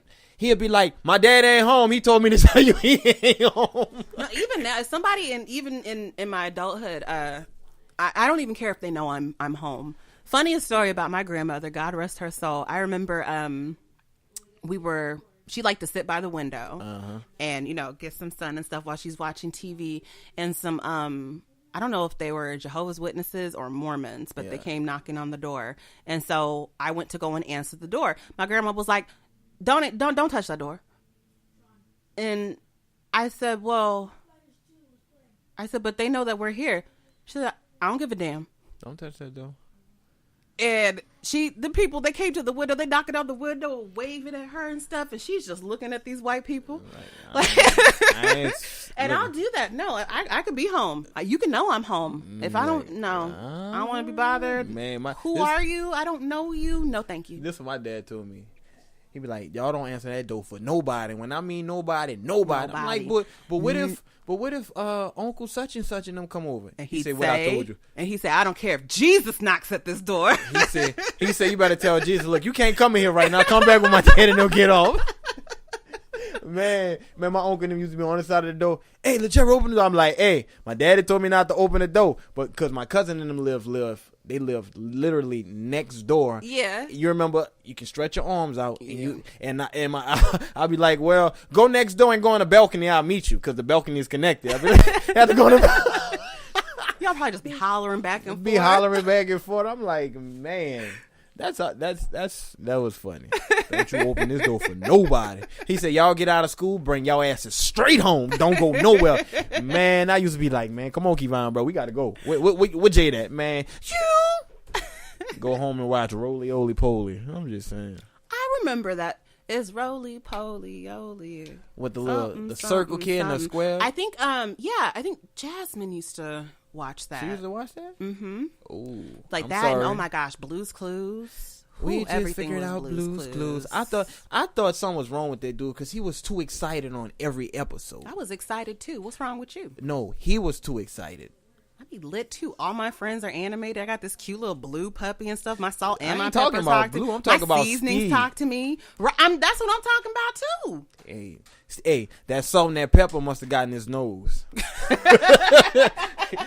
He usually be he talking to the dog objects. Man, I'm just saying. Look at the clock. What is that going on? Is that a clue? Nah, bruh. It's a handkerchief. Yeah. That show was adorable. I loved. I did. We did. I got mad when he was off the show.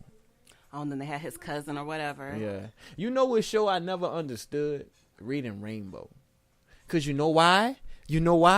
Because what? No, listen. This is why. Because this is when I was young. Oh, I already know what you're about to say. Go ahead. Roots. I'm like, wait, he can't read. How he gonna teach me to read? That's what I was thinking. I'm like, say, bro, nah. I'm like, he sounds smart on here, but why he wasn't doing that when Master was whooping? I thought I was the only kid that thought the actors and things were like, it was, I don't know why I thought that, just being a kid. So like for a long time, I hated Lawrence Fishburne because I saw What's Love Got to Do with It. Oh, and I was just like, they just they just be taking pictures of this man in these magazines and stuff, acting like he ain't just whooped Tina Turner's ass. Like it's just all okay so you and didn't stuff. Like, so you he ain't like raped her in the Bee. studio. Like I was just like, how is he walking free? So you ain't like Akilah B.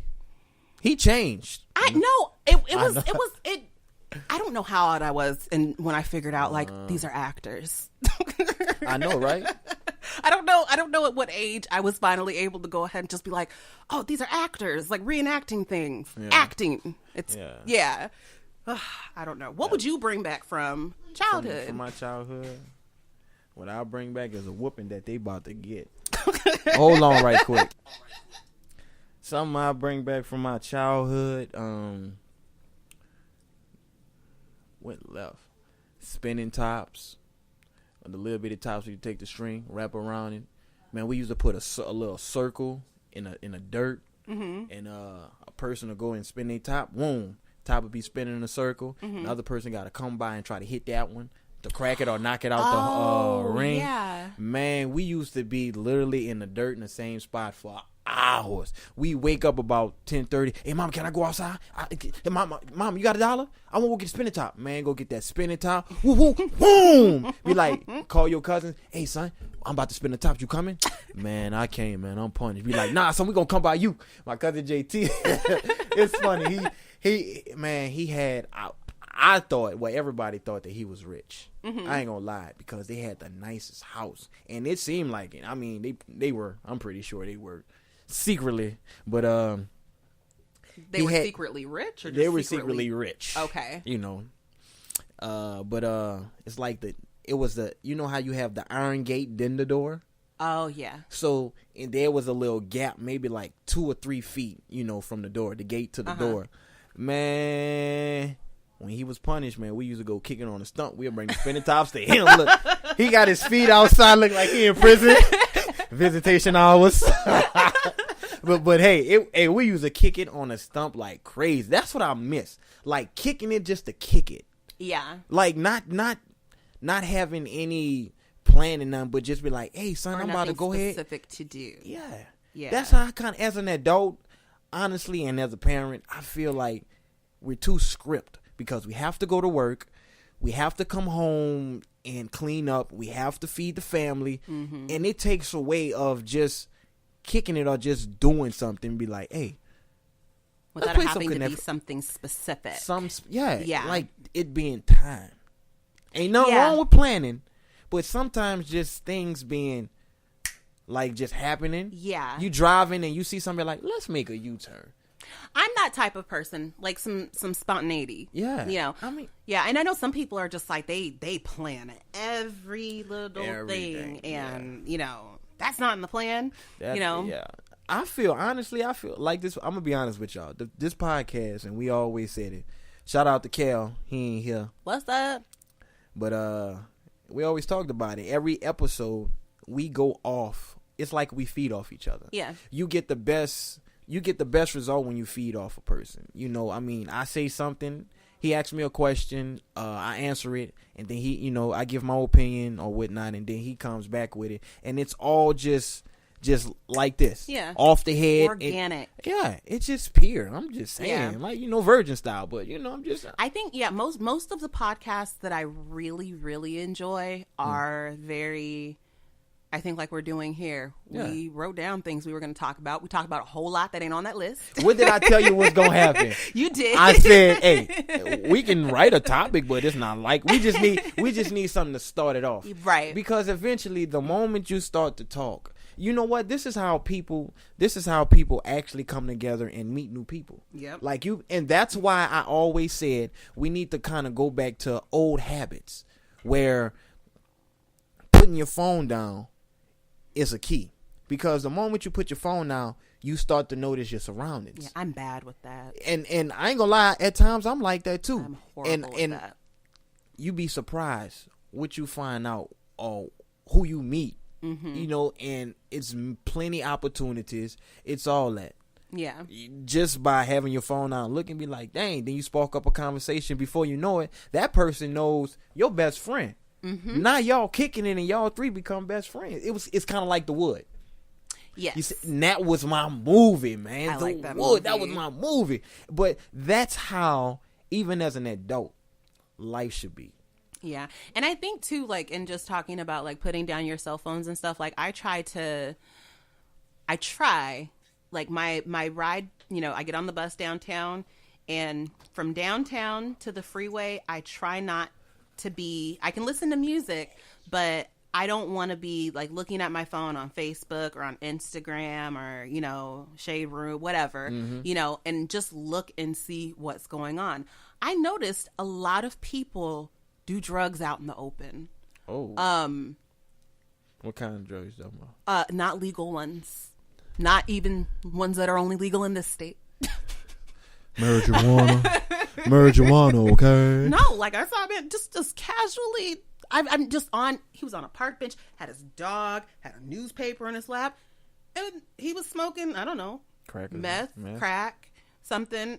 But I just, just to be more aware of things, Yeah, and man, I ain't gonna lie. I don't know if this was some type of experiment, but I was walking downtown Kent and I just seen a group of people. All of them had their face in their phones. Mm-hmm. I'm like, so if I was somebody's, like, I ain't gonna say hood, but if I needed to come up right quick, they wouldn't have seen me coming or seen how I look. Cause smash and grab. Think about it. Everybody has their face in the ground. You can either walk behind them or even past them. Like, y'all going the opposite way, grab their phone and haul ass. They don't see your face. They just see the back of you. Well, and they're caught off guard. They're caught off guard. They're not paying attention. Because they're not paying attention. That's how kids get snatched. Man, the list goes on. Yep. I mean, just constantly goes on. And that's by simply just being aware and just putting down that technical stuff. You heard me? Because, like I said, man, the best thing comes from naturalism, meaning not man-made things. Yeah. Because cell phones so man-made. But people, it's good. It's kind of like pros and cons. Absolutely. It's a lot of pros and cons because at times I find myself navigating away from my kids. Mm-hmm. At times, just even if it's just scrolling on Facebook or looking at Twitter to write something, I'm like, and they come up, hey, PC, can I? Be like, hold on, give me a second. And then when I go and they be like, well, I don't want to play football anymore, just like that. 35 minutes ago. Yeah, they be like, that was 35 minutes ago, PC. You said you had to go take a dump, but sometimes strolling on Facebook, you'll be strolling and then there's a video, you'll be like, oh, I like basketball, so I'll find some highlights. You know it, you got elbow bruises in your thighs. Ah, you catching that cramp. Hey, this is the one for me. I ain't lying. Be on there so long. When I go to stand up, I just got to stand up because my legs are so numb and I got to do the wobble. I got to hold on there. Like, oh, leg fell asleep. Oh, dang. And it's a trip when both of them fall asleep. I'll be like, damn, I didn't sign up for this. Right.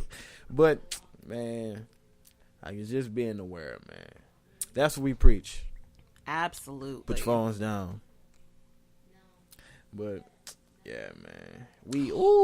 I know we're long, but what have you been watching? Like Shameless. Real? Everybody tells me to watch that. I cannot get into that show for some reason. Hey, me personally, when it comes to shows, period, I like comedy. Yeah. And the show itself is so, to me, I feel like it's kind of like 98.8 or even 99% realistic on the things that happens. Mm-hmm.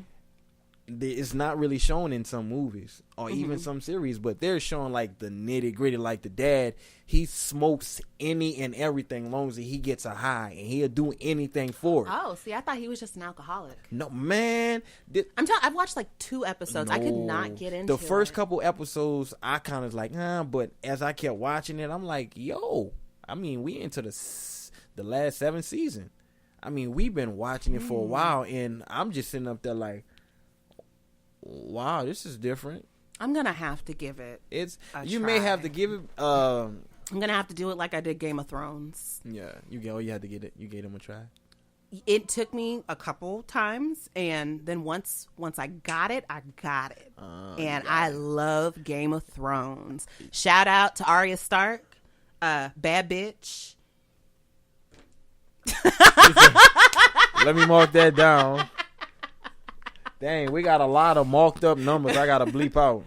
Shout out to Daenerys Targaryen, Queen, Mother Dragons, all that. Yeah, that's funny, yo. That's funny. Let me go ahead. Do you have an inspirational quote? An inspirational quote? You don't even need a quote. Just something that's inspirational, enlightening.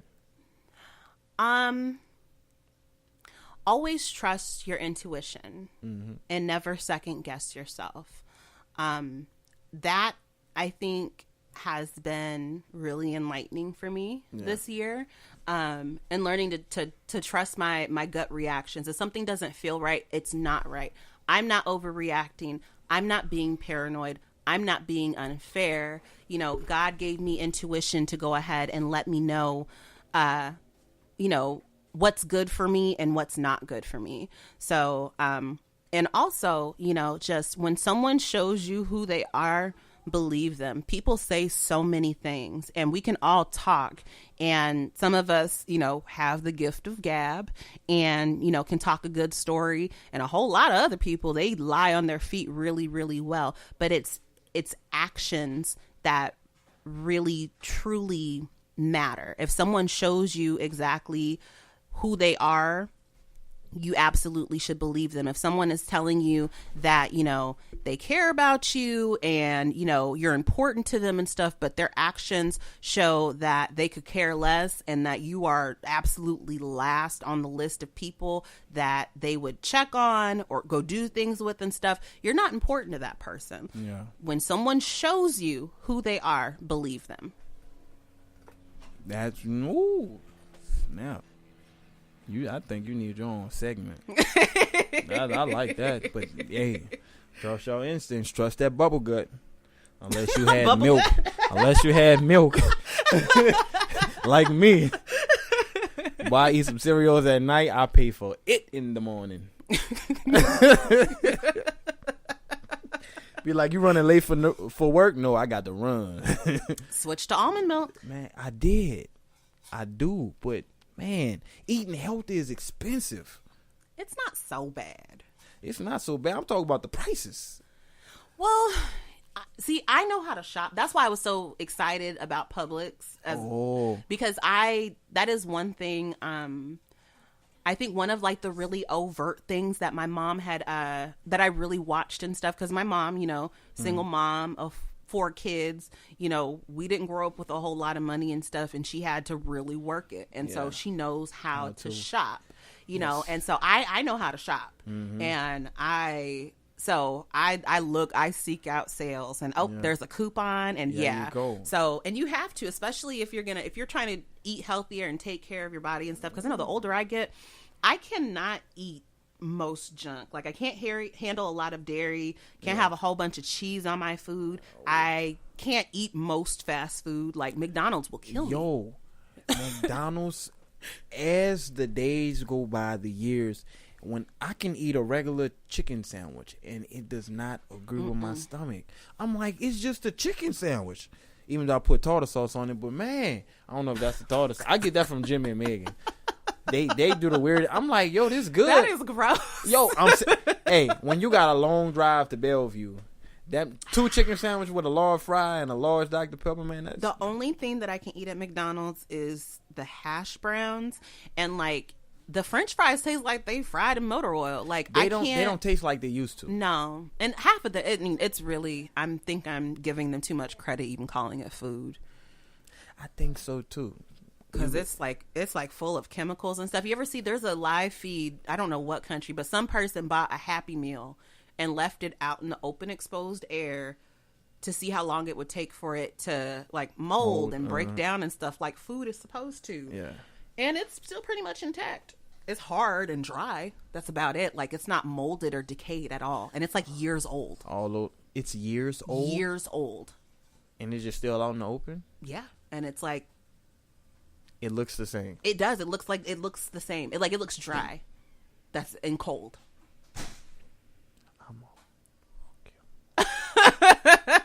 I gotta bleep that out. We have some children to dole out some consequences to. Yes. Man, this is like this is 2 episodes, a part 1 and a part 2. Oh my gosh. Okay. Right. No, you're fine. You're fine. That's great. I'm saying. Get the listeners what they want. That's what they want. And this was a good session. Like always, your Herman is always a good session. But all good things. I ain't gonna say all good things must end because you can keep it great. You just gotta take some time off and go back to it. That's right. I think I'm gonna copyright that. You should. Put Absolutely. that on the hat. Before I go out, I would like to send out a shout out / do a memorial for my turtles, Shelly and Angelo. I'm pretty sure on recent episodes y'all heard that we said that Angelo was walking around with a toner, turtle style, if you know what I mean. And they actually, I was telling my wife Matter of fact, I think it was the episode me and her were doing, or I forgot when it was, or Cal, but he was trying to populate in the little tank that we have, and that's what happened. It was successful. It was successful because the turtle was acting weird. I know. I saw the post on Facebook and stuff. I was just like, ooh, congrats. We got some new turtle babies. It was like a bittersweet moment because when we came downstairs, boy, she had an omelet souffle. Them things was gone. She did the Rocky. Man. But they were saying that, see, because we thought, since we didn't have an incubator, we was going to let her bury it because we made the grass full, the sand. We thought she was gonna bury it, and then what we were gonna do is take it out and incubate. Well, I guess try to incubate or do whatever. Yeah, with lights and stuff. Yeah.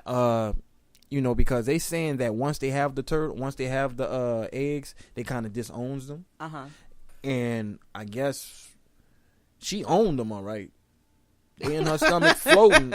I mean, you came back. Megan said she woke up, she had nothing but shell on her face. I'm like, dang. But I just want to.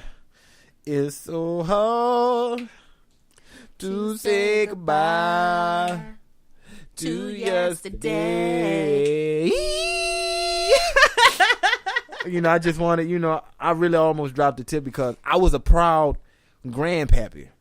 Like an early grandpappy, you heard me? I had little baby turtles. I had a baby turtle. 2 of them. Before. No, like when I was young. Really? Oh. I kept them in a bucket with a little bit of water and used to feed them lettuce like every 3 months.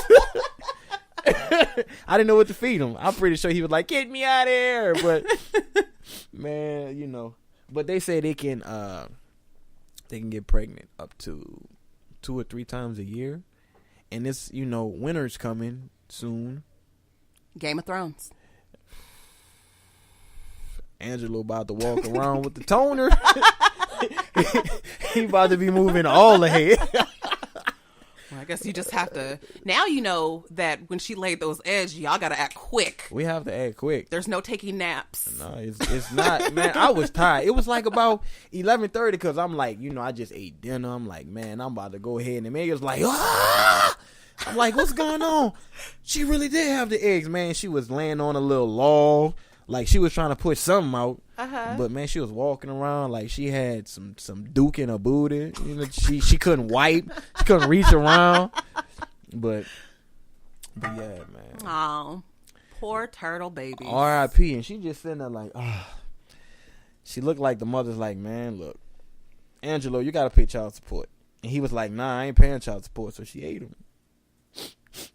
Bad situations. But they still live together, just like people.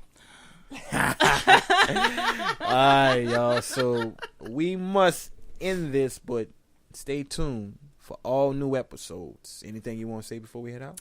Thank you so much for having me. This was lots of fun. Yes, it was. Great experience. You folks may be hearing me on my own little show or something like that in the future. So, and I'll probably come back to this because, Jerry's the homie.